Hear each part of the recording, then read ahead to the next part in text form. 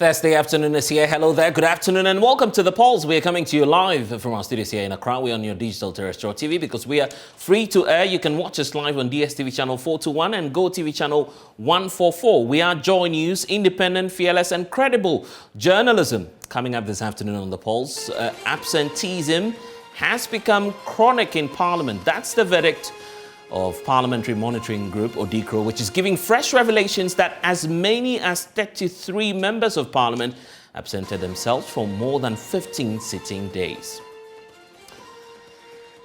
There's more as we hear from the group, which is arguing that Ghanaians are unhappy about the trend in the lawmaking chamber. Meanwhile, residents of Dom Kwabena continue to lament over the absence of the Member of Parliament, Sarah Adjoa-Safo.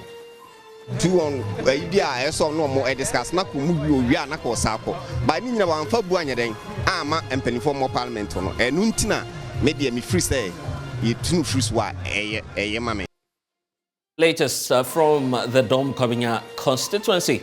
Also, Ministry of Education releases some 57 million Ghana cedis to settle teacher trainee allowances, which has been in arrears for at least 7 months.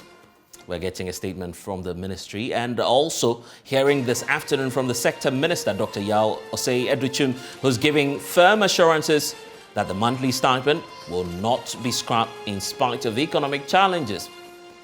So it's not walking away from allowance and thinking that yes, then we are saving money for the nation. It's not true. If you walk away from the allowance, you are short-changing deprived communities.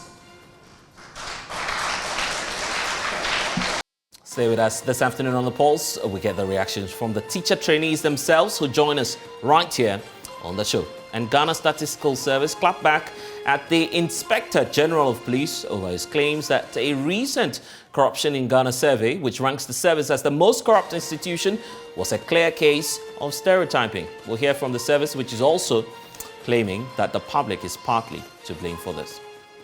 We'll bring you the latest. My name is Blessed Sogah. The Pulse, as always, is brought to you by Global Communities Dignilu, affordable, safe sanitation. Remember that this afternoon we're streaming live on YouTube and all of our social media handles at JoyNews on TV. Twitter us with the hashtag The Pulse. Always a pleasure serving you here on the show. Please stay.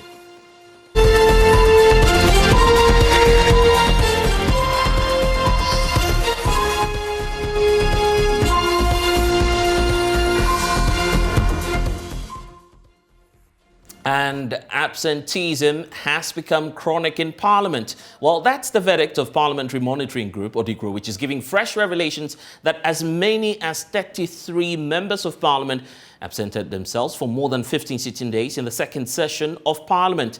In line with Article 97, 1 of the 1992 Constitution, Speaker Bagbin on the 4th of May 2022 referred 3 members of Parliament, including the Dom Kwabena Member of Parliament, Sarah Adjoa-Safo, who has been absent for more than 40 days to the Privileges Committee. Well, just yesterday as well, we're learning that the majority side on that committee called for the seat of the embattled MP to be declared vacant. But there's a shocking revelation this afternoon contained in the latest reports released by DCRO, which says that it discovered that as many as 33 lawmakers are culpable of the same offense for which Sarah Adjoa-Safo is being crucified for. The group wants 30 other MPs to be hauled before the same committee. So let's bring you a breakdown of this list, which DCRO has just released. We have number 1 on the list, obviously, Sarah Adjoa-Safo from the Dom Kwabena constituency, absenting herself for as many as 40 seating days. Then we also know that Henry Quartey, who's explained himself to the Privileges Committee, is also captured here with some 30 days being absent. There's also Ejenim Boateng Kweku, who's the Brekum West Member of Parliament, absenting himself for 28 days. Joe Gate is there on the list. The Sikado Kitan MP missing some 28 days as well. There's the Health Minister, Kweku Ajimamenu, who's MP for Doma Central, 24 days. And we have the Information Minister, Kojo Ponkruma, who's representing the Ofose Ayirabi constituency, missing in action for some 24 days as well. Ignatius Bafoewa, who happens to be the Employment Minister for MP also for Sunyani West, was also missing, as we're getting from this very latest report, that he was missing and absent for 25 sitting days. There is Thomas Mbobma, who happens to be the Deputy Foreign Affairs Minister as well, MP for Tatale. He has also been missing in action for close to 24 days. And then comes the Communications Minister and MP for Ablekuma West, Esla Owusu-Kufu, who's been reported here on the list for absenting herself for some 21 days.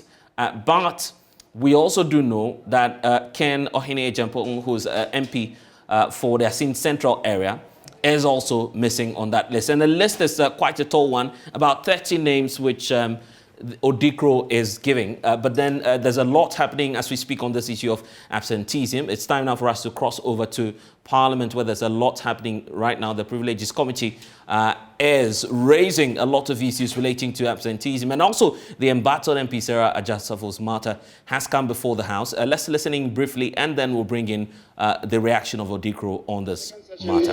Of the 8th Parliament of the 4th Republic of Ghana. Mr. Speaker, my initial issue has to do with procedure. And I said,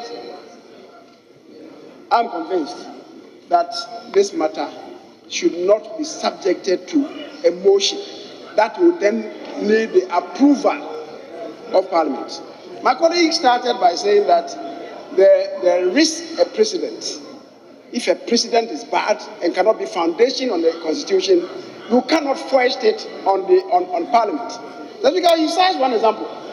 The Speaker, you are aware that for 6 years since the inception of the 4th Republic, resolutions in this House were approved by 2/3 majority in this House. Until we entered this House and the issue came up that what Parliament had been doing for 6 years was unfortunately not based on the Constitution. Justice Annan was the Speaker. So what precedent had taken place for 6 years was dismantled in a day. It was bad precedent. And then resolutions, more than 500 resolutions had been passed by this House, predicated on 2/3 majority. The fact that it was bad could not be justified by the fact that it had precedents. So a wayward precedent should not have any effect on this House. Mr. Speaker, that's the first lesson to him. Mr. Speaker, now the issue that he raises about Article 97. Mr. Speaker, for his elucidation, Article 97, we all do know, provides. Mr. Speaker, we are talking about constitutional imperatives, not personal sentiments. Mr. Speaker, Article 97 that he read provides, a member of Parliament shall vacate his seat in Parliament. A says, upon a dissolution of Parliament. If Parliament is dissolved, vacancy is declared for all of us, collectively and individually. There is that automaticity. Mr. Speaker, B says, if he's elected Speaker of Parliament. Mr. Speaker, the Speaker of Parliament, Speaker Doajaho, was a member of Parliament, duly elected by his constituents. When he was nominated and indeed elected as Speaker of Parliament, the Speaker, immediately after the election, his seat fell vacant. There was that automaticity. The Speaker, now let's come to 97. 1C. It says, a member of Parliament shall vacate his seat in Parliament if he is absent without the permission in writing of the Speaker. That's the first leg. The Speaker, those three people, if they had sought your permission and you had granted the permission, you would not have referred their conduct in the first place to the Privileges Committee. It stands to reason that they flouted that first leg. That is why you referred their conduct to the Privileges Committee. The Speaker, the second leg now states, if he's absent without the permission in writing of the Speaker, and is unable to offer reasonable explanation to the Parliamentary Committee on Privileges from 15 sittings of a meeting of Parliament during any period that Parliament has been summoned to meet and continues to meet. Mr. Speaker, that is what the committee was tasked to investigate, whether they have reasonable excuse after not having sought your permission, whether they have reasonable excuse to have absented themselves. Mr. Speaker, that is what the three of them were required to do, to submit themselves to the Privileges Committee, to justify whether or not they had reasonable excuse. Mr. Speaker, the Privileges Committee has submitted their report. And my considered opinion, based on the Constitution, not on sentiment, is that there should be that automaticity once the committee makes a determination. My colleague is saying that it should be decided by the House. I disagree with him. There's no constitutional basis for what he's saying. Mr. Speaker, I say so because he himself has not cited any constitutional provision to that effect. He is speaking to his sentiments, which has no relevance as far as this matter is concerned. Mr. Speaker, Article 112 provides that once the determination has been made and the vacancy has fallen, 1125 says, whenever a vacancy occurs in Parliament, the Clerk to Parliament shall notify the Electoral Commission in writing within 7 days after the vacancy occurred, and a by-election shall be held within 30 days after the vacancy occurred. Mr. Speaker, the determination of the committee is born in a report that is submitted to this House. And that report is not for the consideration and voting on by this plenary. It is for the information of the House that the determination has been made. Mr. Speaker, my colleague appears to be arguing that no committee can make such a decision that will bind the entire House. He's totally wrong. Mr. Speaker, let's deal with what is contained in Article 106. Article 106, sub 13. Article 106, sub 13 provides, and again for his elucidation, I'll read, where it is determined by a committee of Parliament appointed for the purpose that a particular bill is of an urgent nature, the provisions of the preceding clauses of this article, other than clause 1 and paragraph A of clause 2, shall not apply, and accordingly the President shall give his assent to the bill on its presentation for assent. The Speaker, the committees of this House has the authority to determine the urgency of a bill. Once they make the determination, it binds all of us. Plenary has no business in this. People should understand that. So this is not the first time a committee is authorized to make a declaration on behalf of the House. Again, Mr. Speaker, let the minority leader address his mind to Article 177 of this Constitution, which provides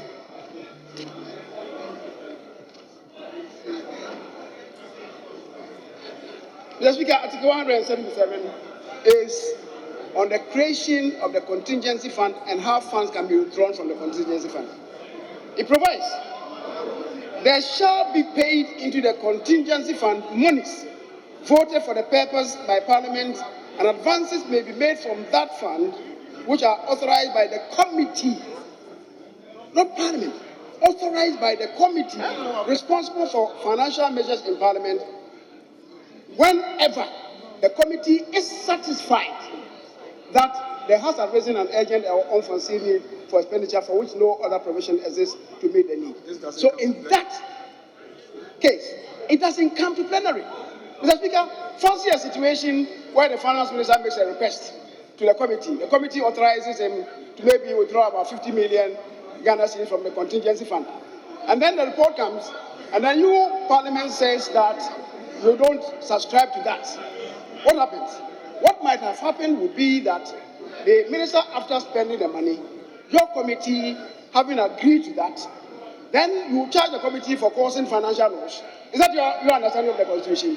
Not totally wrong. Mr. Speaker, so committees of this House have the authority in these three specific areas to carry on what is required of them, the authority that they have been clothed in by the Constitution. So my colleague is totally out of sorts, with the greatest respect to him. He's my friend, and he sounded that he was going to use hard language. Mr. Speaker, I believe I've restrained myself in not using hard language. I've been very circumspect, but I believe that I'm right. He's totally wrong. So, Mr. Speaker, the point I'm making is that this motion ought not to have been listed for the House to approve of the report of the Privileges Committee. That is totally an absurdity. That is it. So, Mr. Speaker, that is the legal position. And I challenge him to use the Constitution to disprove what I'm saying. Mr. Speaker, he quoted the standing orders. I will suggest to him that, yes, the standing orders is supposed to be a product of the Constitution, but between the standing orders and the Constitution takes precedence. We should know that. I thank you very much, Mr. Speaker.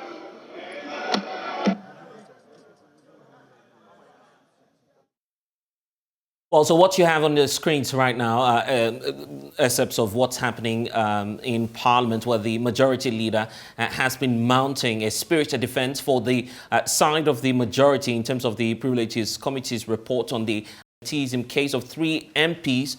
That ought to stand, as opposed to what the minority is saying, that a determination has to be made by Speaker Alban Bagbin. We know that the highlight of this involves Sarah Adjasafo, who we understand from this latest report that we're seeing, for instance, from Odikro, that she's been absent for close to 40 days, but the list goes on, and we'll definitely be crossing back to the floor as and when we have a directive from the Speaker. But let's bring in Kina Likimani, who's the Director of Special Programs at Odikro. Thank you so much for joining us. So you've been monitoring as well, just as we're doing here, what it is that the Speaker of Parliament has been saying, and the majority leader as well, advocating that the seat of Sarah Adjasafo should be declared vacant.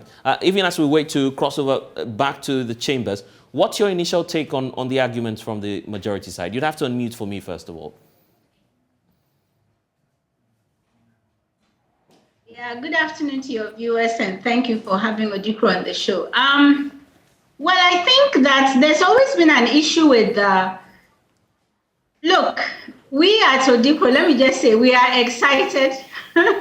We've been talking about absenteeism for a while, and usually we do the report. The main target of our absenteeism report is the Speaker of Parliament, but of course, Ghanaian citizens are the beneficiaries. And so every time we do this report, we send the information to the Speaker, previous speakers, and nothing really happens. We talk about it. This year, of course, because of political maneuverings and hung Parliament, the Speaker has opened the door. And so even to be discussing, to be listening to majority leaders on Parliament discussing absenteeism on the floor is exciting and unprecedented. And we hope that I'm not going to talk about procedure. The law, the Constitution is clear. Let me qualify and say that it is absent without permission. So it's not just being absent without permission. There are, in the votes and proceedings, you can be listed as present, absent with permission, and then plain old absent. Let me also clarify. I'm sorry, and I'm sorry for this. This is just starting. In fact, we need to listen in once more to what the Speaker, the Speaker's directive is. We'll definitely cross back to you and get your reactions to what's happening in Parliament as we speak. So we can just cross over to the House right now and get the thoughts of the Speaker, as we see in our shots there. Of course, doing some consultations. We'll see and await what the directives will be. But let's cross you over to Parliament. Was objecting to it by saying that it should not be a motion, but rather a statement. I was rather confused. Mr. Speaker, why am I saying this? I came to meet seniors in this House, including your good self and the chairman of the Business Committee. Mr. Speaker, whatever we are doing is what the Ghanaian public is learning from. And this is good that we've been told that this is not the first time that a privileges committee has report has come to this floor. And Mr. Speaker, if you may consider, the first day you did the referral, there were objections. So because of that, the whole world is watching how this case will end. And Mr. Speaker, that is why when we were promised to adjourn at 1, and it happened that we were able to extend the time up to 3, and they said you were coming, I was pushing that such a sensitive matter cannot be played with only extra time or injury time. Mr. Speaker, this House needs ample time for seniors like Honorable Katie Hammond, Honorable Obi Amwa, Honorable Mama Yarga, Honorable Dominica Imi, Honorable Bernard Anyafo, Honorable Collins Dowda, and the first possessing lawyer, Honorable Moses Cletus Advocate. Mr. Speaker, for them to be able to do insightful debate in the Parliament of Ghana for posterity to judge how their earlier leaders handle such matters. So I was not happy that the motion was being moved. And the Speaker, my doubt was confirmed when the most senior person in the House was even confused. Mr. Speaker, the motion had not been put there for the first time. This motion had been on this other paper. And when the distinguished minority leader drew our attention to what a motion is, a motion calls for something to be done. And that the thing that the motion calls for it to be done, that is why almost about 100 and something minority members are here. I don't know that for the sake that, Mr. Speaker, we are about 120 and they are 55. For fear that you are going to lose the vote, you are saying you want statement. We won't give you statement. We will vote and you will lose. Mr. Speaker, we are ever ready. We are not calling. You will lose.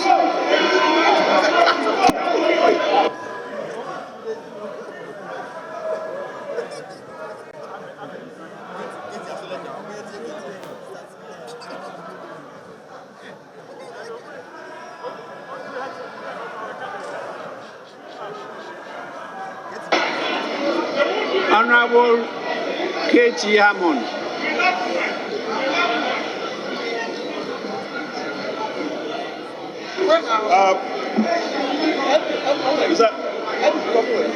Mr. Speaker,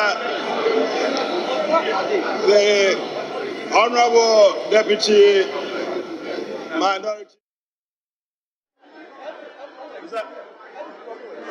Mr. Speaker,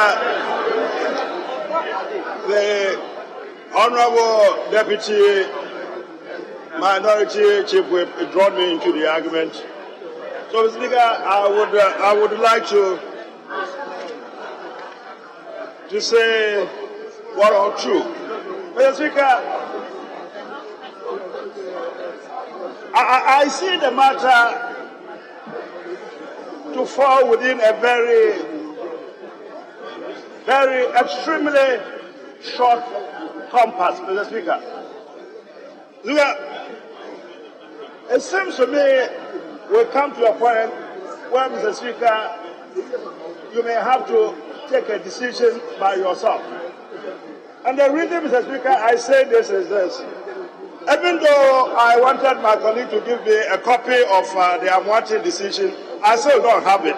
But, Mr. Speaker, reading Article 97, which is at the center of all of this, critically, Mr. Speaker, more so after the earlier consultation my leader, myself, and the Honorable Minority Leader, Mr. Speaker, had, I am tempted to think that, Mr. Speaker, you may have to have a good look at the 97(1)(c) and look at the critical wording, and, Mr. Speaker, take us through what you believe is the bone of contention.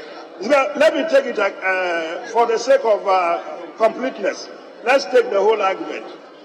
Speaker, the 97(1) says that a member of parliament shall vacate his seat, it could be his or her, we are talking about her now, her seat in parliament. Mr. Speaker, the matters are listed, but I think the critical one is, Mr. Speaker, C. Honorable K.T. Hammond, I thought I was drawing the attention of the House to the fact that we haven't yet gotten there. No, Mr. Speaker, if you allow me a couple of minutes, I will tell you the gravamen of the point I'm making, and that probably would resolve it for all of us. Give me 2 seconds, let me develop my point. The preliminary objection that has been raised, is that what you are addressing? On that, because I think in the end, ultimately, the solution for the issue, Mr. Speaker, that is arisen, lies in your interpretation of the C. So all these debates, Mr. Speaker, won't arise.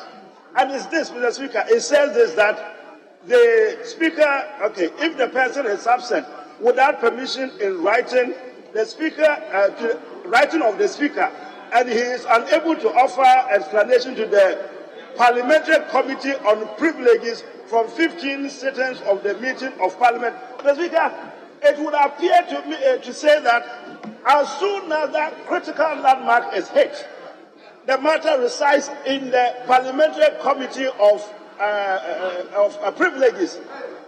Mr. Speaker, so it is for you really, Mr. Speaker, as far as my understanding is concerned, this matter, to look critically at this.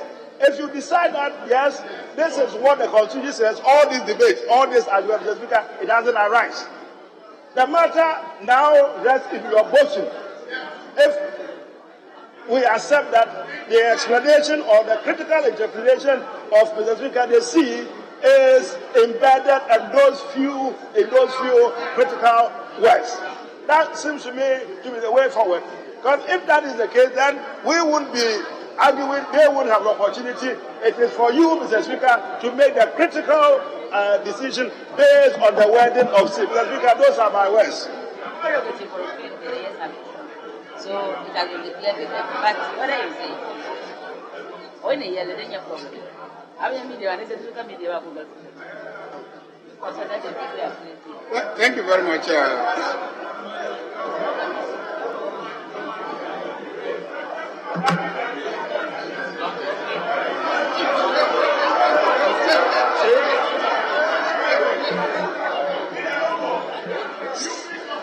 Thank you very much,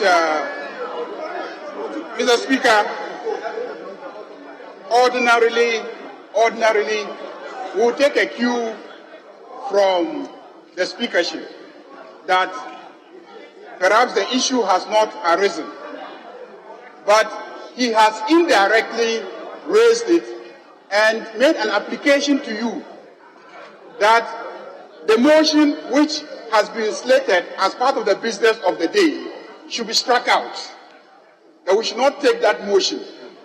And he premises his application to you on some constitutional grounds. That is why we feel obliged to assist you with some responses to the constitutional issues that he is raising before you decide whether to grant his application as to whether this motion should be taken or not taken, or that indeed whether or not there should be a motion. That's what he is saying. Mr. Speaker, this is a very, very serious matter. And as you indicated, there is some legitimate source of confusion. Article 97 is stating that if a member is absent without your permission for 15 days, and the matter is referred to the Privileges Committee and is unable to offer reasonable explanation to the Privileges Committee, then the seat is vacated. The question then is, Mr. Speaker, what is the procedure? He is saying that the procedure is that the committee completes its work, then the committee's recommendation is conclusive.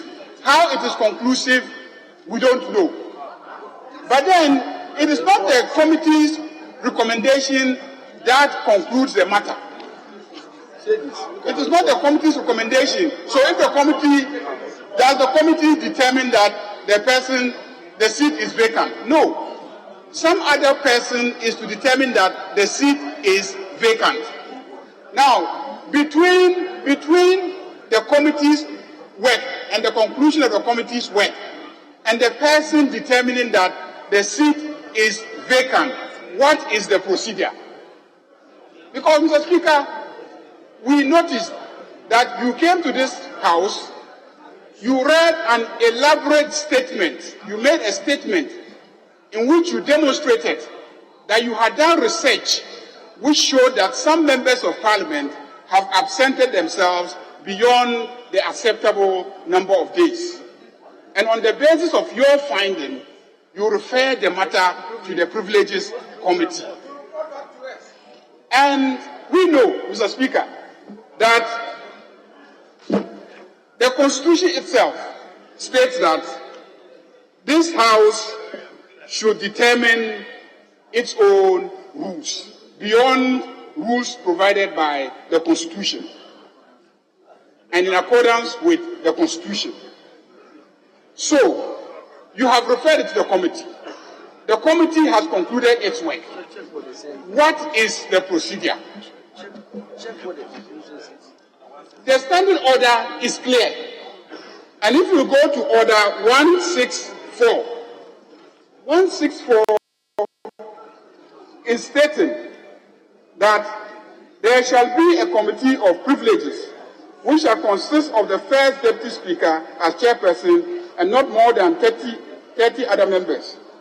It shall be the duty of the committee by order of the House to inquire into any complaint of contempt of Parliament or breach of privilege or any matter of privilege which may be referred to it, and to recommend to the House such action as the committee may consider appropriate. Recommend to the House such action as the committee may consider appropriate. Now, another provision of our standing orders, Order 212, deals with reports of committees. And 212 says that every committee, 2121, every committee to which a matter is referred shall report to the House before the end of each session of Parliament. So, report to the House. How do you report to the House? Who is the House? Who is the House? Mr. Speaker, who is the House? Report to the House. Mr. Speaker, now, when you report to the House, let's be mindful that you are being given a constitutional obligation to determine the fate of an individual. And the Constitution is clear in Article 296 how we deal with the exercise of discretionary power. In exercising discretionary power, Mr. Speaker, Article 296, Mr. Speaker, says that where in this Constitution, any other law, discretionary power is vested in any person or authority, that discretionary power shall be deemed to imply a duty to be fair and candid. The exercise of discretionary power shall not be arbitrary, capricious, or biased either by resentment, prejudice, or personal dislike, and shall be in accordance with due process of law. What is due process of law? What is due process of law? So, it says that a person is unable to offer reasonable explanation. A person is unable to offer reasonable explanation. Now, this is a cardinal component of that constitutional provision. So, a report has to come to this House, and the committee has to demonstrate to this House that the person was given the opportunity to exercise reasonable explanation, and the person did not provide reasonable explanation. Now, this House has to be transparent. We need to debate it. We need to assess it. So if the report is not to this House for us to consider, to debate, to interrogate. Even, Mr. Speaker, if we are not even going to vote on it, at least we must debate it and examine the reasonableness of the conclusion of the committee. It cannot be that the committee will just meet and then make a recommendation to the Speaker. It doesn't say so. It doesn't say a recommendation to the Speaker. It says the committee concludes that the person is unable to provide reasonable explanation to the committee. So, Mr. Speaker, we plead that let's follow our own standing orders, which says that a report of the committee must come to us, a recommendation should be made to us, and if a recommendation is made to us, naturally, we must take a decision on the recommendation. Mr. Speaker, on that note, I will urge you to reject his application before you, that a business that you have endorsed and which has been captured on the order paper should be struck out. Mr. Speaker, we urge you to reject the application of the majority leader on this matter. Thank you very much, Mr. Speaker. Honorable members, that has recognized the difficulty involved in operationalization of this article. Even the Court of Appeal did so.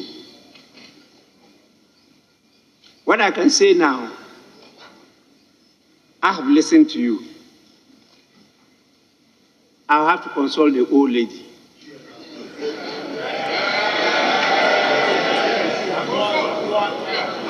I am going to consult the old lady just now, and then you will also have to listen to me. And so just give me 2 minutes. I'm consulting the old lady.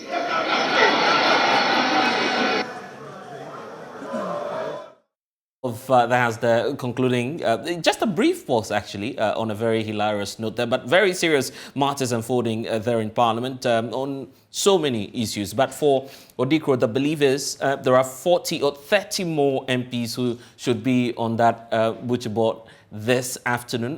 Kina Likimani, Director of Special Programs at Odikro, is still with us. So you've been monitoring the activity so far. What's your take on the arguments that we've heard so far? You're shying away from procedure, but it appears that it's key in the determinations that will be made later this evening. You'd have to unmute for me, Kina, so we can hear you. Yes, okay, I can hear you. That's fine. Yes. You can hear me? Yes. The seat should be declared vacant. You can't look at the data. She was absent 40 days out of 41. Again, let me state that it is absent without permission. It's a very simple form that has to be filled out. It's a one-page form. So calling your majority leader to say, "Oh, Honorable Senior, I'm traveling," is not seeking permission. It's a simple form you have to fill. So the Honorable MP for Domi Kwabenya did not fill this form on 40 occasions. She didn't even fill it once and provide a range of a date. We are here because we are here. In fact, we are here not only because she has grossly violated the absenteeism, the attendance provision, Article 97(1). We are here because this has been a chronic problem, and because some MPs know that the Parliament doesn't address this issue. There was always going to be that one case that will, I suppose, we will have to pay attention to. So I'm not surprised that they are going back and forth on this issue of procedure. I have to commend the Right Honourable Bagwin for even having gotten us here. Because let me tell you something about Honourable Kennedy Japan, for instance. If we compile the data and he is not on the list of absenteeism, we don't even trust our data. So there are 33 MPs, and every year there's around that figure. As you were reading the list out, you notice that a number of them are ministers. And it is Odikro's position that the constitutional provision that requires ministers, the executives to choose ministers that are also MPs, that has to go. But it's not all the minister MPs who absent themselves without permission. Minister MPs even have more staff than ordinary MPs. So you can even have somebody fill it out for you. Some of them, they attend statutory meetings. So again, what is preventing MPs from filling it out? And there are 33. And let me say that every time we talk about this issue, we never also talk about those that are doing very well. There are about some 30 or so MPs that have perfect records, including, I think, the MP for Navrongo Central, the MP for Ketu South, Honorable Gomachi.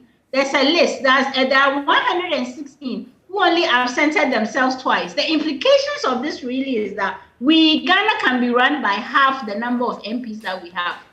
Let me also say that when an MP is on the absenteeism list, of course it is disrespectful to their speaker, to their colleague MPs, to the citizens of this country.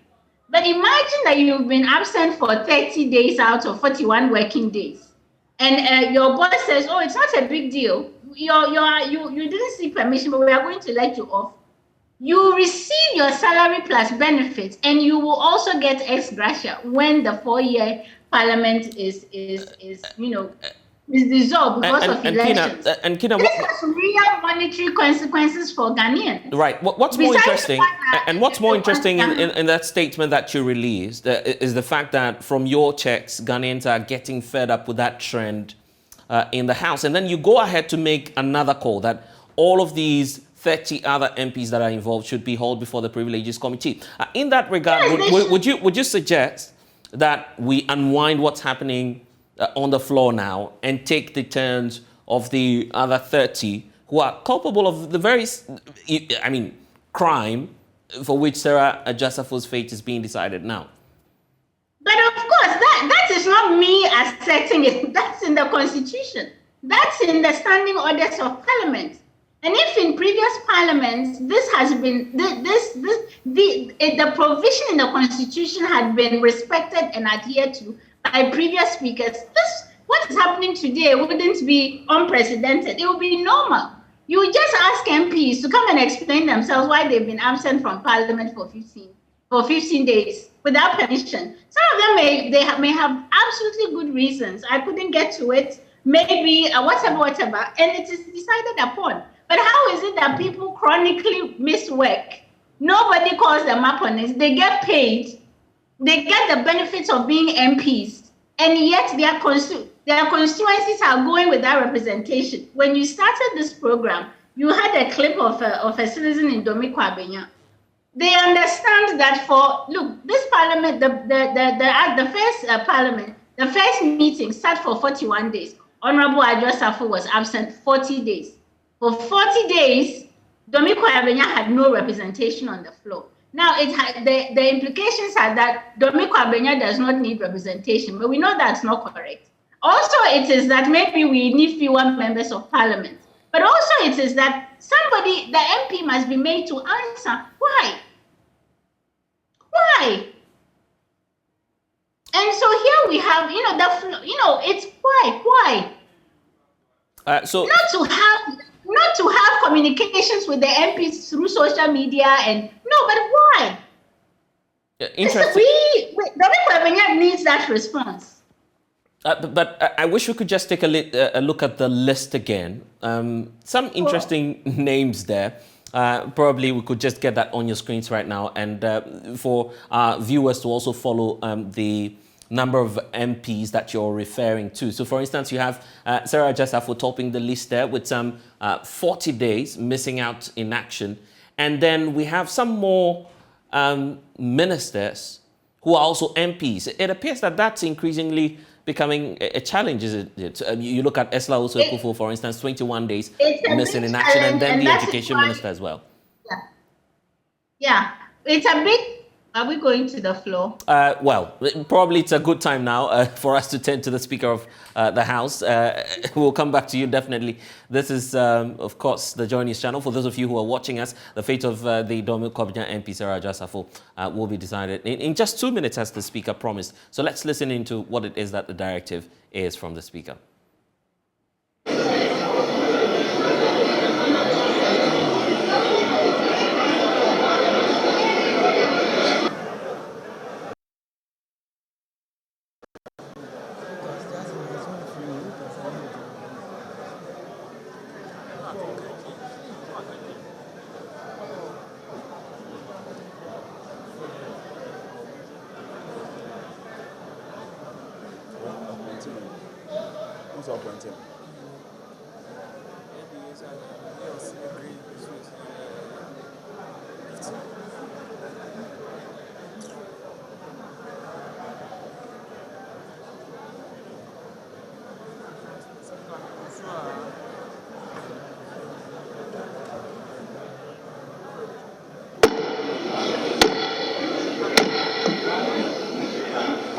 Honorable members, I have consulted the old lady.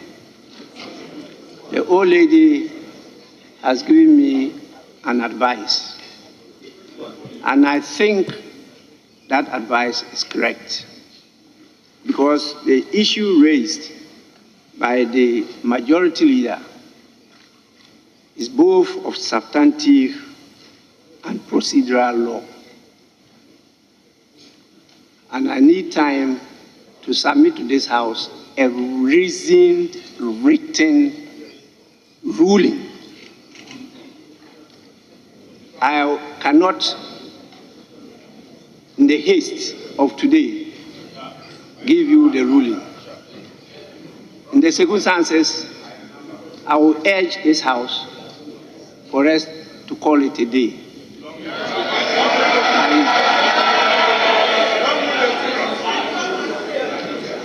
On return, I will deliver the written ruling. So I will proceed, looking at the time, to adjourn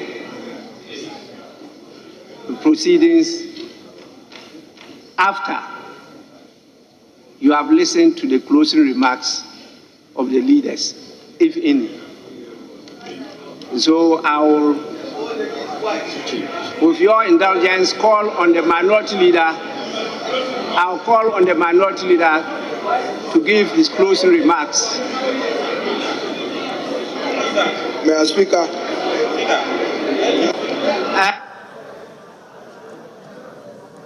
Majority leader, yes. Speaker, given how far we have come, I was going to make an application that the two of us submit our closing remarks, whilst maybe if you have something to say, you do say, and then we are just immediately. Yes. Well, you can proceed to do so, and I'll follow suit with the same, and then we can call it a day. Yes.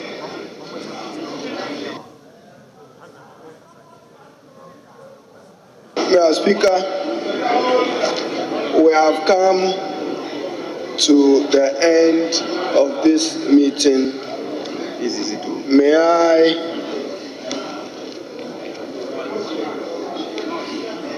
in the name of Almighty Allah express gratitude to God for your life, for your health, and that of honorable members of Parliament. Mr. Speaker, let me thank everybody and thank all our colleagues and wish them. Thanks for staying with us here on the JoyNews channel, and obvious that Parliament will rise without deciding the fate of the Dom Kobinya MP Sarah Aja Safo. So let me wrap up with you, Kina, on this. What's your expectation as we expect that obviously the Speaker will make that decision when the House reconvenes? Your final thoughts on this?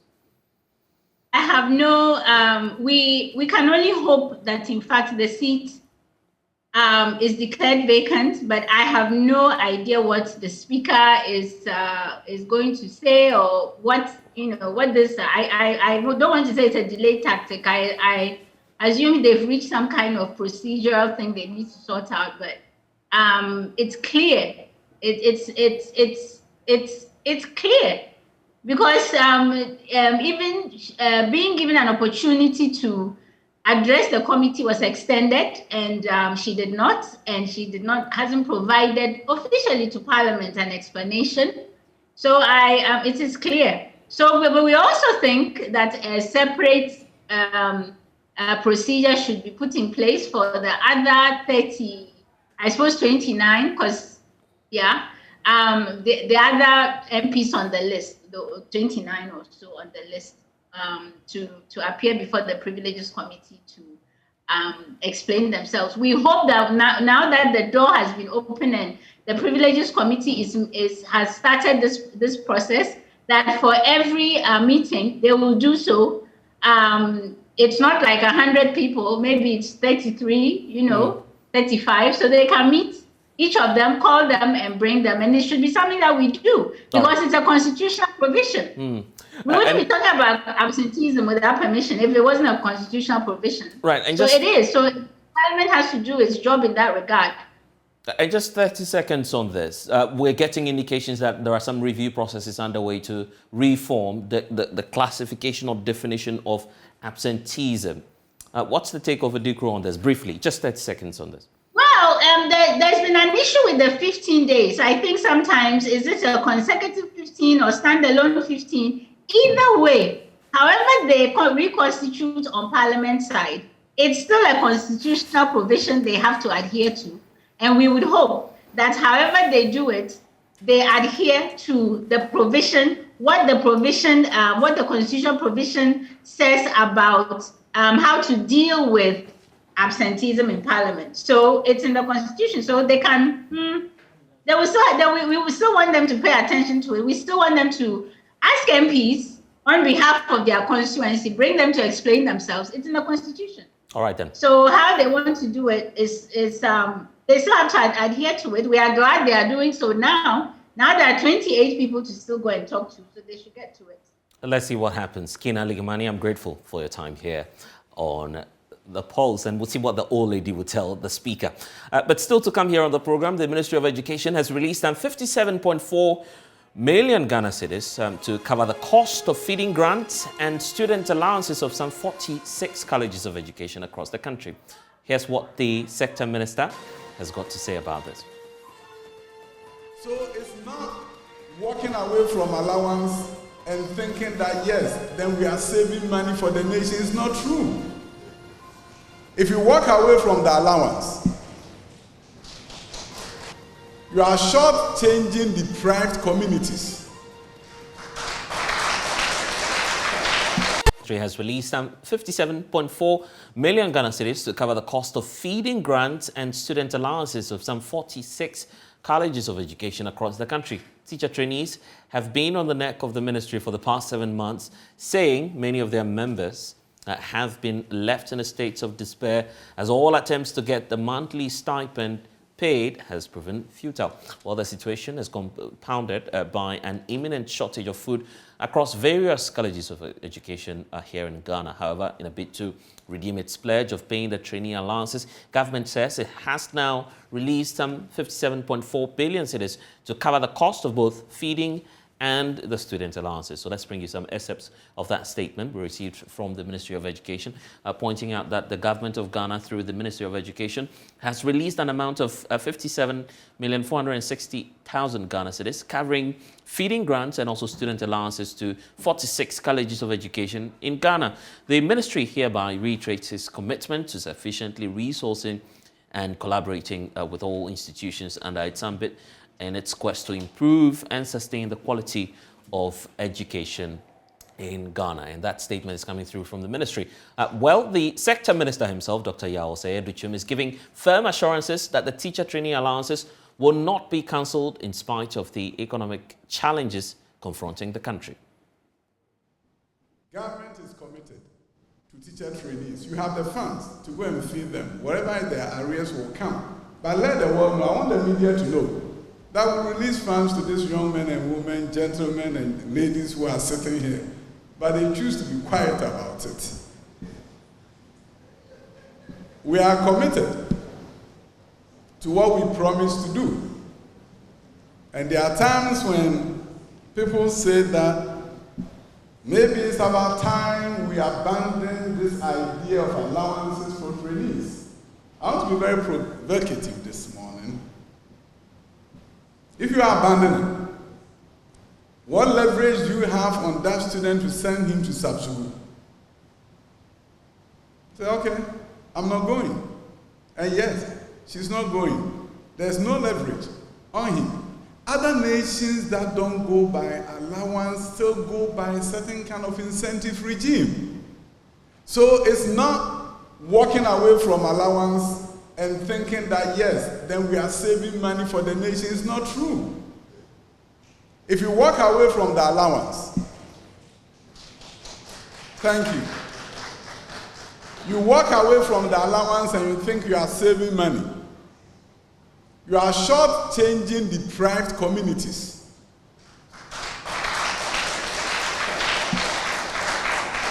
So I will not advise that we walk away from it. We have to make a commitment to it and make sure we give the resources for our teacher trainees.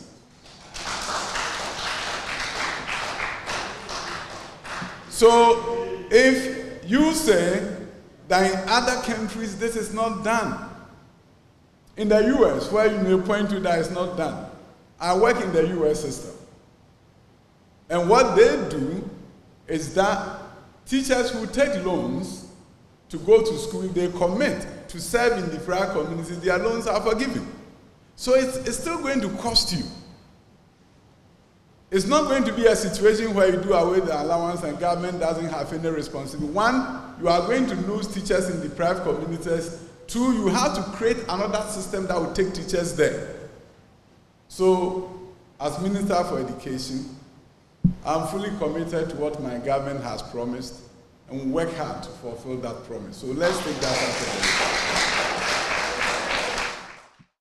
The Education Minister was speaking at the initial National Dialogue on Initial Teacher Training Dialogue or Conference, which is underway here in Accra. It's a two-day conference organized by the Colleges of Education Weekly Journal. Of course, clear indications there, but there's a lot of reactions from the Teacher Trainees Association of Ghana asking government to go beyond political commitment and to entrench the teacher trainee allowances into law. Joining me now is Jonathan Juno, National President of the Teacher Trainees Association of Ghana. Thank you so much, Jonathan. And we've had to keep you waiting because of developments in Parliament. But let me take your thoughts on the firm assurances we're getting from the sector minister as we speak. It appears that all is said and done right now as we speak. Have you received your allowance? Not yet. The money is yet to be disbursed to the student as we speak. But from our checks, the money is with a student loan for onward disbursement. So what's happening now is that you were set to receive all the 7 months. I guess it was 7 months in arrears, right? Yes. Tell us about it. Are you receiving all the 7 months arrears? 2 months. Government is giving only 2 out of the 7. Yes. Why is that the case? Have you made some checks? No, you know, the information just came yesterday, right, and we are yet to visit stakeholders and find out why 2 out of 7. But I must say that we commend government for the step they've taken to release this money, because the last time we spoke, I was telling you of a food shortage likely to hit the colleges. So I think with the 2 months, it will calm the situation down in a way, and we appreciate that from government. So in the coming days, we're meeting stakeholders to find out when the rest, the 5 months will be paid. Tell us about how crucial this 2 months arrears has been cleared by government will be helpful, for instance, on the colleges. I think it has come to solve this situation in a way, because as we speak, there are some students who are not able to write exams simply because allowance has delayed. Oh, really? Yes, like I told you, a lot of them depend on allowance. So when it delays, it causes a lot of issues in the colleges. So as it has come, I believe that most of my colleagues will use this to clear some of the debts that they owe. How do you react to this, for instance? And we've started seeing some of these calls come through, that in the wake of the economic challenges that is confronting government and the country as a whole, some allowances, including that of teacher trainees, should not be paid any longer. What's your take on it as an association? Over the years, over the period, teacher trainees, we've made our stand very clear as far as this issue is concerned. That if you are saying that teacher trainees shouldn't be paid allowance because of economic hardship, are you saying that they are moving out of the country? We are in the country together, there is hardship. We equally go through. So if something is coming from somewhere to cushion us, why do you ask that it should be taken away from us? it's not fair. The argument is, for instance, in many of the colleges of education, you are now degree awarding institutions. So what you're likely to see is that you are taking a degree, just as your colleagues in any other public universities, and on top you're getting monthly stipends. That's not a fair scenario, is it? It's equally not fair for people to compare us to our colleagues in the traditional universities. They have all the freedom. They have the chance to even work as they are in school, but we don't have that chance. We are restricted in our movements. Even what you wear is determined, where you sleep. So it's not fair to put the two of us in the same bracket. We'll touch on the issue of the uniform a bit later on, because we understand there's a directive from the minister on that. But still on the issue of the teacher trainee allowances, you're even going beyond the political commitment we're seeing, for instance, from the sector minister, and asking that some steps be taken to entrench the monthly stipends, teacher trainee allowances into law. Why so? Yes, because we feel that the payment should be protected. Because over the period, we've heard voices from people saying that it should be cancelled. And we are so much happy that the current government believes in the payment of teacher trainee allowance. So as part of that commitment, we want to sit down with them, and then we take steps in making sure that the allowance is protected going forward. Do you want the amount also reviewed as a group? Because I've heard the indications that you gave us some time ago that even the amount in itself is not sufficient for many of your members. It's something we are considering. In our discussion, we will open it, and then we look at the best for us and the country at large. But give us an idea of how much you're receiving now and where you want it adjusted to in terms of the upward review. Currently, we receive 200 cedis a month, and then 200 goes into feeding. So if we are looking at it, I wouldn't mention any figure that this is what we want. We will have to sit down and then look at what is best for the students and what is good for the nation. We're just hearing, for instance, moments ago from the education minister, indicates clearly that if the allowances are paid to you, it gives leverage to government to try as much as possible to control you as a group. Would you say now that, I'm sorry, Jonathan, we'll have to cut in. Let's cross over to Parliament. We understand that there's another development there. Obviously, the minority side of the House holding a press conference to address Ghanaians on fallout from what we've seen a couple of hours ago. 06, which is known as the Subscriber Identity Model Registration Regulations. It remains a wonder and worry why the minister will want to abandon LI 2006, which is specific to SIM registration, and rely on another legislative instrument, LI 2111. LI 2006, which is specifically for the creation of a national identification register, cannot be used as the enabling law for SIM registration in Ghana. It defies simple logic and any technical explanation. Let us be clear. When Parliament passes specific legislative instruments, these legislative instruments are not omnibus laws. They are specific legislations that have specific use and so cannot be taken for any. So, for example, you cannot take an LI for DVLA's operations and apply same to the operations of SNIT or the Bank of Ghana. Now, let us explain what LI 2006 says in Section 2. And I read, a network operator or service operator shall register a subscriber identity model, SIM, of a subscriber. It goes on to say that the registration must provide, the registrant must provide to the network operator. The things it asks the registrant to provide are the date of birth in the case of an individual, the date of incorporation in the case of a body corporate or company, the date of registration in the case of a partnership or unincorporated body of persons, and to show an identification document. This is what the law says. The law does not end there. In Section 10 of that LI, it defines what an identification document is. And this is what it says. It gives 6 definitions for identification document. 1, a valid driver's license. 2, a valid national health insurance identification card. 3, a valid Ghanaian passport. 4, a valid Ghanaian voter's identification card. 5, a valid national identity card, or what we call the Ghana card. Or 6, any other valid form of identification document the minister may determine by publication in the Gazette. For the avoidance of any doubt, The 6 document types that have been stated in the law are acceptable for registration of SIM cards per the legislative instrument of Parliament. Only one of these cards can no longer be used by virtue of the court's ruling in the Abu Ramadan versus Electoral Commission case, which said that the National Health Insurance card is not a valid determinant of Ghanaian citizenship. However, a Ghanaian driver's license, a passport, a voter's ID card, or a national ID card, which we call the Ghana card, are legal and acceptable identification documents passed into law by the Parliament of Ghana. We are asking why the Minister for Communications and Digitalizations, through the NCA, is avoiding the use of the other 3 documents and insisting that we must use only the Ghana card.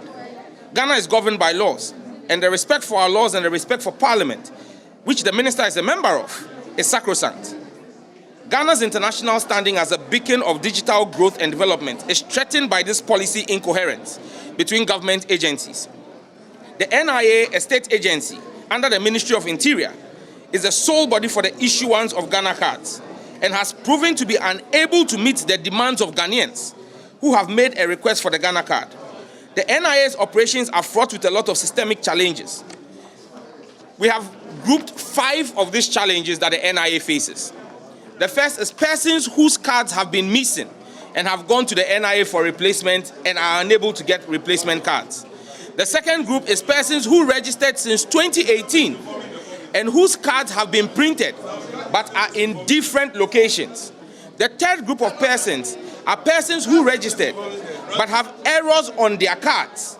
These errors are either a wrong picture or a misspelled name, and the NIA is unable to correct those cards. The fourth group of persons are persons who have married or have had change of names, and those do not match with their Ghana cards that were issued and want new Ghana cards issued. And the last group of persons are persons attempting to deal with all the issues above and have gone to re-register, but the system has flagged them as double registration. All of these individuals are unable to access Ghana cards.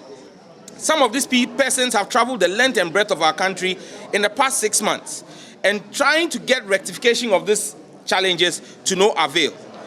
If one state agency has failed, why would another state agency blame and punish the citizens of our republic for the failure of another state agency? All we can say is that we are aware of the myriad of issues across the regional and district capitals of our country facing operations of the NIA.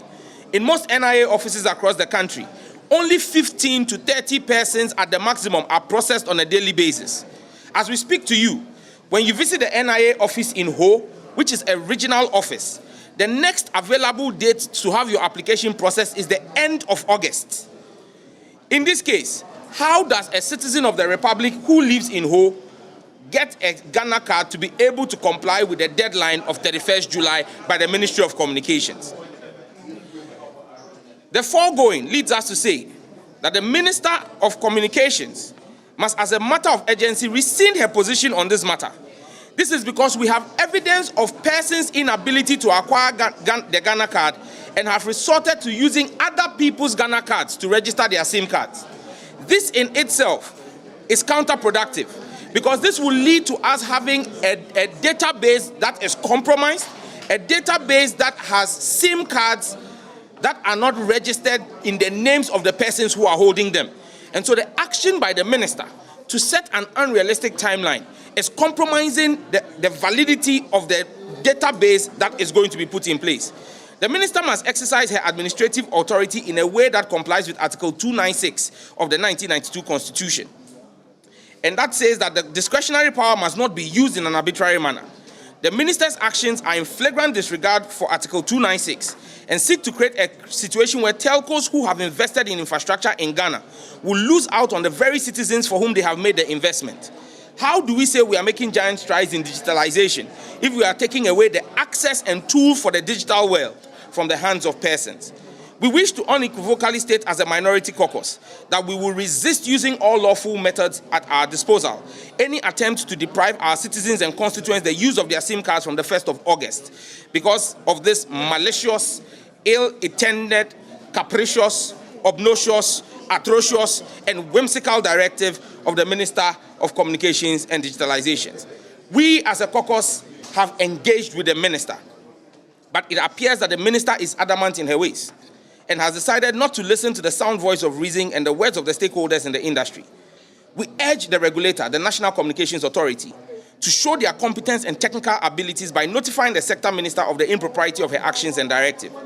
We also wish to assure the telecom companies operating in our jurisdiction that as a minority, we are concerned about their well-being and operations. For anything that affects their operations affects their workers who are our constituents. That the minority caucus will continue to use all means available to us in Parliament to ensure their operations are not affected by poor policy decisions taken by persons at the helms of affairs. In conclusion, we hope that within the next 24 to 48 hours, reason will apply. We want to use this means to call on His Excellency President Nana Addo Dankwa Akufo-Addo to instruct his Minister for Communications and Digitalizations to rescind her decision on the deadline, as it holds potential national security implications for millions of Ghanaians who have not been able to, due to no fault of theirs, register their SIM cards. We urge the President and National Security Minister not to treat this issue with kid gloves and take cognizance of the brewing threat of terror and ensure that millions of Ghanaians who earn a living by the use of their SIM cards on a daily basis are not disenfranchised. We thank you so much for your patience and for listening to us. Thank you very much. So if there are a few questions and concerns, we'll take them. But I think it's self-explanatory. I don't think there's the question be anyone. So we are grateful. Thank you very much. Thank you very much. Have you ended it?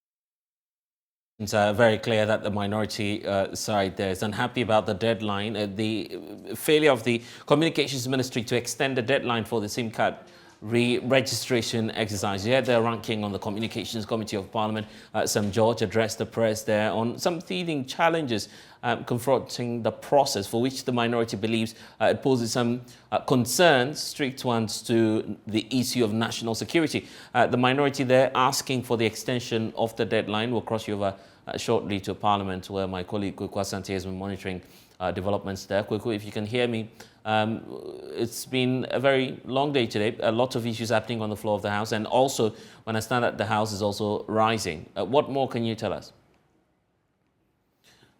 Well, we'll reconnect with Kweku Asante. But for now, the Ghana Statistical Service has also mounted a strong defense for its latest corruption prevalence survey, which ranked the Ghana Police Service as the most corrupt public institutions in the country. Now, this follows an outright rejection of the findings of the survey by Inspector General of Police, Dr. George Akufo-Dampare. He describes the recent one, as heavily challenged and corrupted. In a 5-page response, the IGP says there's a high risk that the research may have been affected by a long-held stereotype against the Ghana Police Service. So let's break down the concerns of the Ghana Police Service to you. First of all, pointing out that we would appreciate your response to the following concerns to enhance and enable us understand your research outcomes, and also further shape measures being implemented by the service to improve service delivery. Beyond that, the Ghana Police Service says it has been observed that the research did not cover some other public institutions, such as the Ghana Ports and Harbours Authority, the Ghana Civil Aviation Authority, Audit Service, Parliamentary Service, Ghana National Fire Service, Gaming Commission, Public Media Houses, and also the National Disaster Management Organization, NATMO, Narcotics Control Commission Department, and also the Registrar General's Department, amongst others. And these are all institutions that the Ghana Police Service says it believes the public deals with regularly.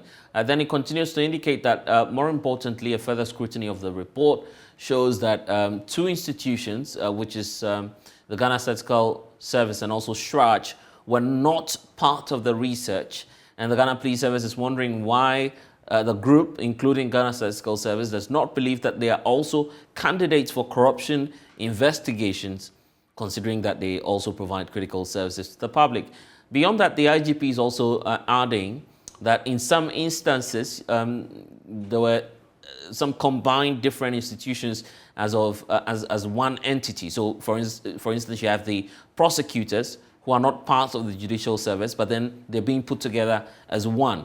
Also, teachers and lecturers, though both operate in the education sector, do not belong, for instance, to the same institution. But in the report, that's Corruption Survey in Ghana, by the United Nations Department on Crime, it appears that that was lumped together. So the Ghana Police Service considers this to be a clear case of combining mangoes and oranges to corrupt the flavor of each.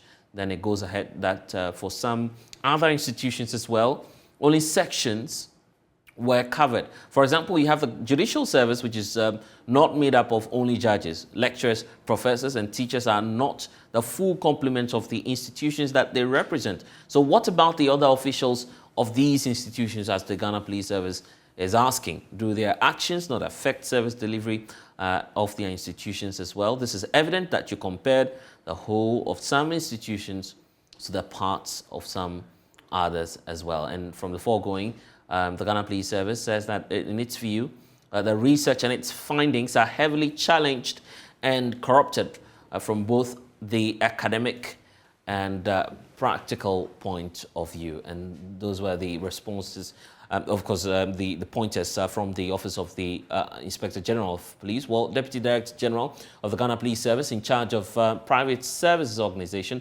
DCOP JoyNews, Tabi, tells JoyNews that the public should be partly blamed for the findings in the corruption survey. The members of the public too must be blamed for the type of police, the accusation that they are making. They are also equally guilty because if you don't give the police money, he cannot take it from your pocket. If you commit an offense and the police want to charge you for court, you have to allow yourself to go through the due process. Because at times, even when you go to court, the offense may not attract a serious fine.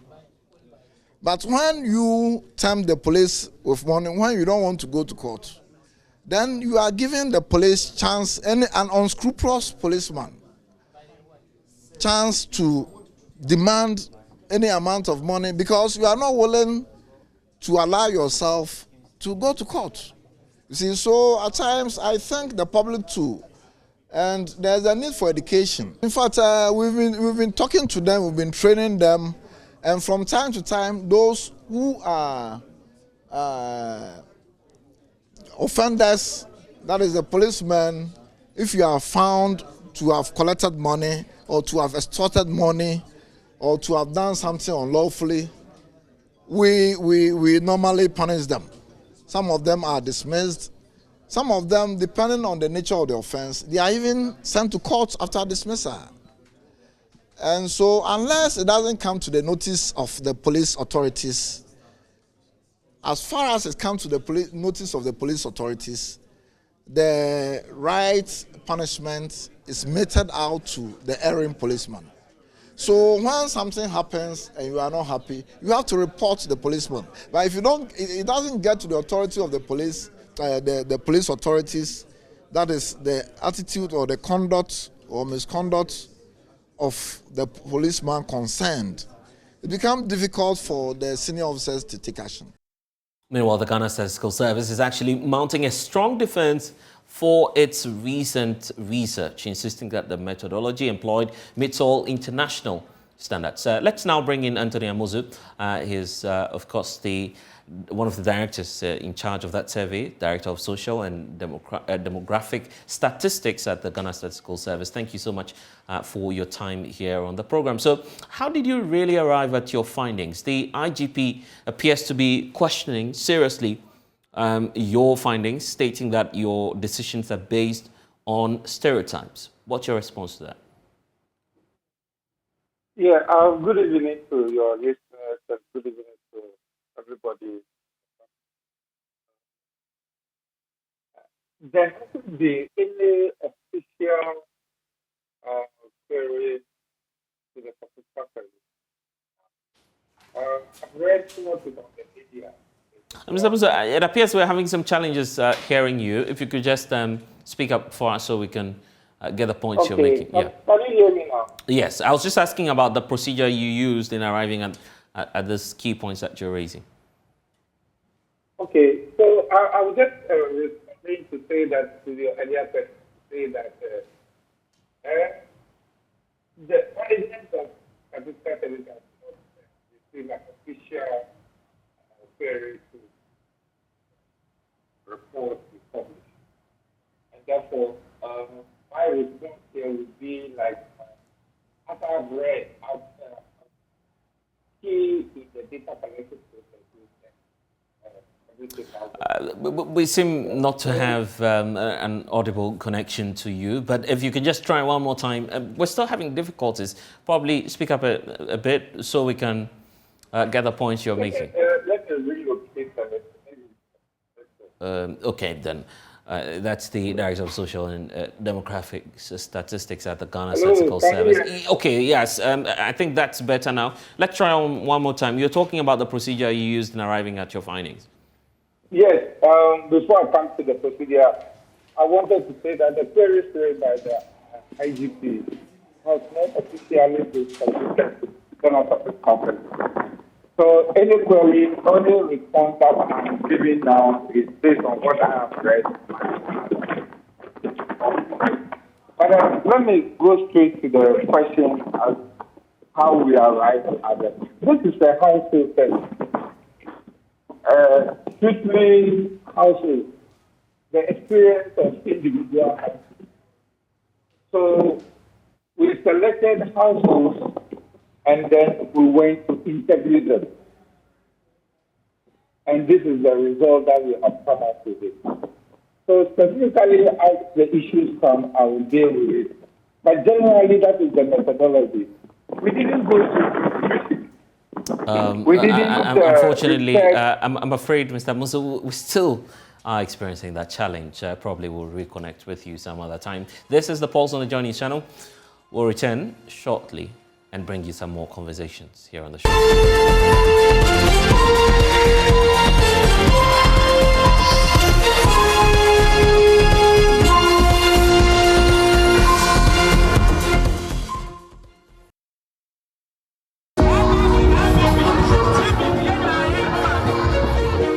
Journalism must be balanced.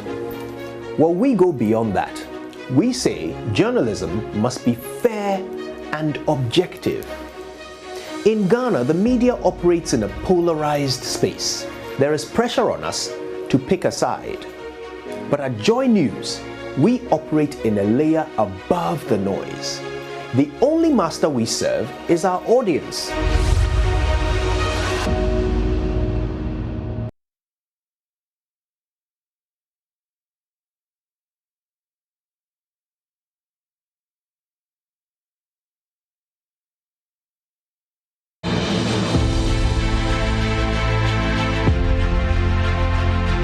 Bold, credible, and fearless journalism. That is what we stand for. Duty bearers and citizens know that they'll be asked the hard questions to bring out the truth.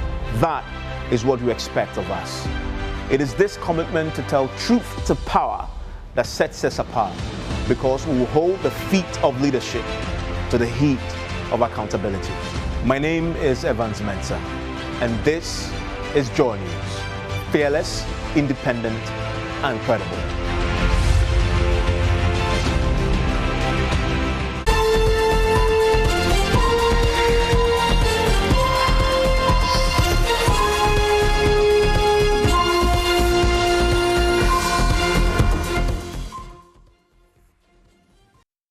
And today actually marks the World Hepatitis Day, and of course the Noguchi Memorial Institute for Medical Research is stepping up interventions to bring testing closer to the people. At Mamobi in Accra, many residents turned up to be tested. There's more in this interaction for you.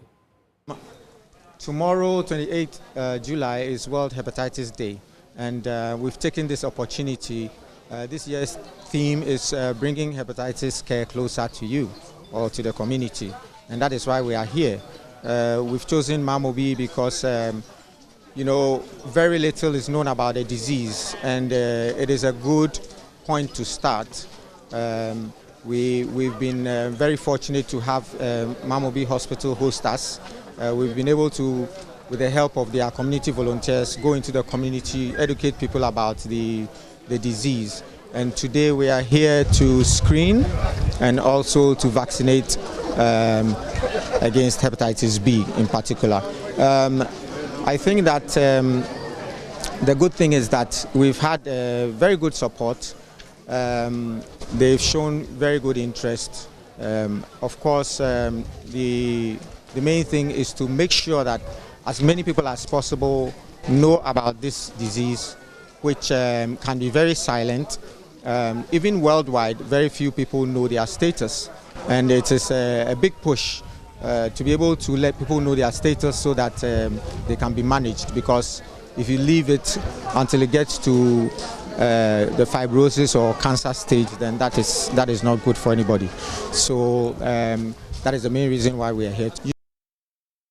Also, as we celebrate the World Hepatitis Day, what do we need to know about the condition? Well, joining me now is Dr. Achu Godwin Saki Quill, who's the Programs Manager of the National Viral Hepatitis Control Program. Thank you so much, sir, for spending some time with us here on the Pulse. So, World Hepatitis Day, I'm sure that a lot of people have been hearing of the celebration, and yet we don't know about the condition.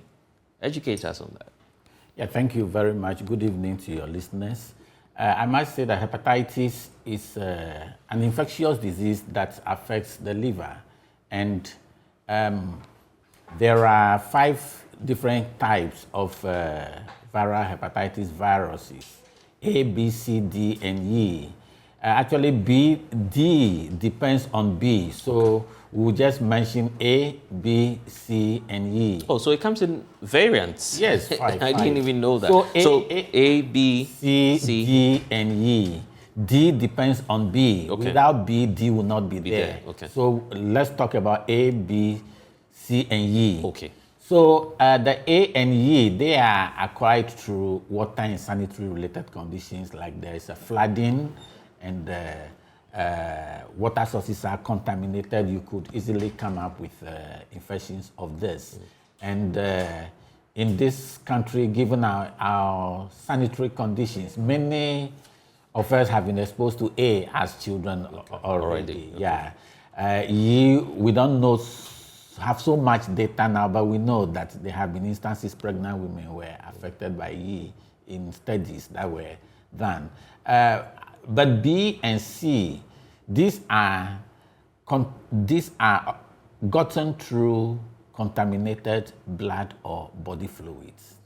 And these may not cause only acute illness if they do, but many times they proceed to cause chronic illness, chronic liver infection. So when you have the acute conditions and after 60 days you still have effects on the liver, it's likely that you are going into chronic state. Right. And our concern with B and C is really because you can go into chronicity, that is long-term illness, and then the liver begins to get damaged. A beautiful spongy organ, which is quite smooth, begins to become stiff, fibrotic, shrunken, and pale, and may proceed after some 20 years, 30 years to develop liver cancer. So that when it's advanced and you are not for that, may be the stage at which you begin to know that something has gone wrong. Maybe that's a stage in life when you have done all your educational investments, you are working only to find that your feet are swollen. And that's why we're grateful that you're here, because at least you provide that education to the public out there to be more cautious as we move out. But what do we need to know about the preventive measures? Yes, we need to know that B can be prevented and C can also be prevented. Okay. B has a vaccine, apart from the general preventive measures that we all have to undertake. There is a vaccine, adult vaccine, where you can take 3 doses within 6 months, and then you get your protection. Now, C has no Actually, it's B and C that cause chronic liver illness. Okay, B and C, yes. not B and E. No, right. B Okay. and C. Okay. C has no vaccine. But the beautiful thing, as at this point in time, is that C is treatable. It's curable, actually. Right. B, with drugs, you can suppress it and control it, but the C, you can actually cure it. So it's important for everybody to know that hepatitis is not what it used to be. It's B and C. Yeah, so B and C, as you're indicating, is what can cause the chronic liver disease. And you were just pointing out issues about vaccination. Exactly. Does the issue as to whether or not it's free and if the general public could just assess that easily? Yes, I must say that vaccination for children, which has been ongoing for many years as part of pentavalent, is free. That one, nobody pays anything. But for an adult, you may have to make some investment unless somebody is paying for the cost. And many times what we advise is that because people may not know their status, it's important to know your status. If B, you know your status, that you are vulnerable, then you can get a vaccination and protect yourself. C, if you find out that you are infected, you can use opportunity to get treatment. Because currently we are working towards a free drug treatment for hepatitis C cases. So it's a good opportunity for anybody to screen and then know your status. And then even as we talk about the condition, do we know much more about the prevalence rates? Oh yes, we have estimates actually. We have an estimate from 2015 that we use. That's 12.3%. And for B and then C, 3.3%. We know over the years with improvement in health services, the prevalence may be coming down slowly, but not the rate we want it to be. We have not established the new rates yet. So when we talk about the dynamics in terms of infection, would you say that the adult population is much more vulnerable to this? Exactly. Adults and babies born to infected mothers, they can end up acquiring hepatitis B, to a little extent C as well. Okay. Yes. But you see, in the last 20 years, the cohorts of children who were born were given hepatitis vaccination. Okay. So maybe it's only those who were exposed at birth to 6 weeks that would have been in danger, and those who did not complete their vaccination. But we adults more than 20 years old, it's advisable we know our status. Yeah, it's very, very relevant. Ignorance in this case does not help. Places to check quickly, checkpoints? Yes, all our hospitals are able to do testing for hepatitis B and C. Even we have major private laboratories in Ghana that are able to also assist. What would you say the public needs to know in just a few seconds about it?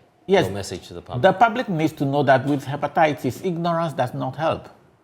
So know your status and then take preventive action.